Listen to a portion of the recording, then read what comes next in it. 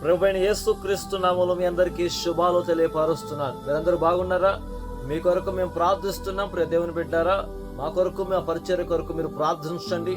ఇదిగో ఇంకా మన ఛానల్ను సబ్స్క్రైబ్ చేసుకోకపోతే మీరు కూడా త్వరగా సబ్స్క్రైబ్ చేసుకొని మన దేవుని యొక్క ఉన్నతమైన ఆశీర్వాదాలు పొందండి. కాబట్టి ప్రియ దేవుని బిడ్డారా, మన ఛానల్ను మీరు ఏదైతే వాక్యము విని ఆదరించబడుతున్నారో, బాధలో ఉన్నటువంటి, ఇబ్బందులో ఉన్న మీ బంధువులకు, మీ స్నేహితులకు ఈ వీడియోని షేర్ చేయండి, కామెంట్ చేయండి, మీ బాధలు చెప్పండి. కింద కనపడుతున్న నెంబర్కు మీరు కాల్ చేయొచ్చు. ఏ క్షణమైనా మీ కొరకు ప్రార్థించడానికి ప్రభు పాదాల దగ్గర ఎప్పుడు సిద్ధముగా ఉన్నామని మీకు ప్రభువైన యేసుక్రీస్తు నామం పేరట మీకు తెలియజేస్తున్నాం. కాబట్టి మన ఛానల్ను మరి నూతనంగా ప్రారంభించాం. మరి అపవాది క్రియలకు ఎందరో ఆటలతో కూడిన అల్లరికి, పాటలకు చాలా మంది సబ్స్క్రైబర్స్ ఉంటారు, వ్యూస్ ఉంటాయి. కానీ దేవుని వాక్యానికి మాత్రం, దేవుని ప్రేమకు మాత్రం చాలా తక్కువగా ఉంటాయి.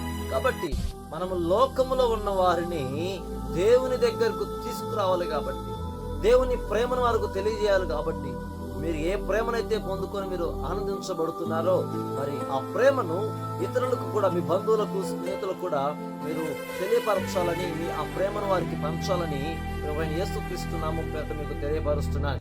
కాబట్టి మన ఛానల్ సబ్స్క్రైబ్ చేసి ఆ యొక్క ఛానల్ను ఎప్పటికప్పుడే మీరు ఫాలో అవుతూ మీ కష్టాలు, మీ బాధలు, మీ ఇబ్బందులు మాకు తెలియపరచినలా మీ కొరకు ప్రభువైన యేసుక్రీస్తు, నా కొరకు ప్రభువైన యేసుక్రీస్తు పాదాల దగ్గర ఎప్పుడు కూడా మీ కొరకు మేము ప్రార్థిస్తాం. ప్రభు మీ కుటుంబాలన్నీ సమృద్ధిగా దీవించును గాక.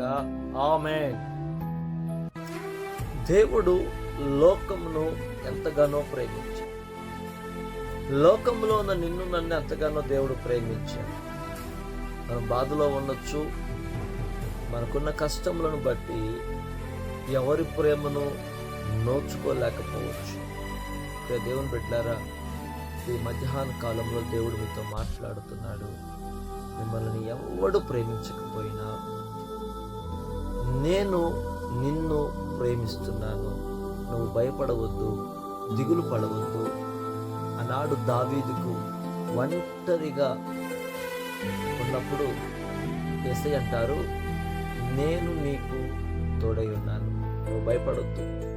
అందుకనే ఈరోజు నిన్ను, నన్ను దేవుడు ఎంతగానో ప్రేమిస్తున్నాడు. మీకున్న అప్పుల బాధ కావచ్చు, కుటుంబ సమస్యలు కావచ్చు, పిల్లల ఉద్యోగము కావచ్చు, పిల్లల చదువులు కావచ్చు, కుటుంబంలో ఐక్యత లేకపోవచ్చు.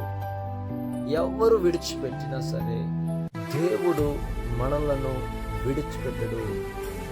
ఇశ్రాయేలును కాపాడువాడు కునకడు, నిద్రపోడు.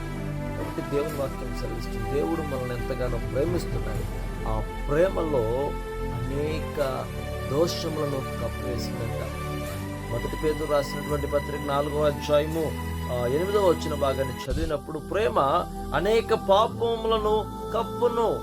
మనం ఎంత పాపం చేసినా ఆయన ప్రేమ మన పాపములను కప్పివేస్తుంది.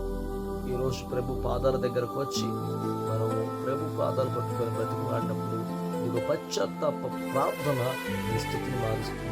ఇదిగో స్తుతి నీ స్థితిని మారుస్తుంది. కాబట్టి ప్రభుని స్తుతించండి, ప్రభుని ఆరాధించండి.